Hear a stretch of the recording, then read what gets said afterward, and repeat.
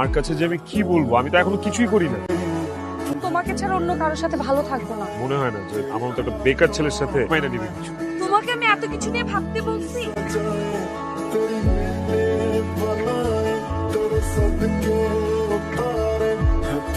ভয় পাচ্ছেন বিয়ে ভেঙে দিব? ভয় পান? আপনারা যারা যারা এই সমাজে বসবাস করে তাদের সবার কাছে আমার কিছু প্রশ্ন আছে। বেকারত্ব কি আপনাদের জন্য অভিশাপ? চাকরি পাচ্ছি না, এটা কি আমার ভুল?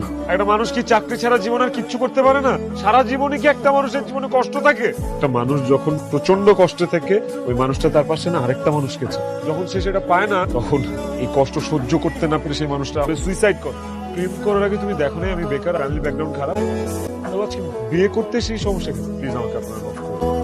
मुझे प्यार वाला इकरार वाला कहानी सुनो जुबानी सुनो मुझे प्यार वाला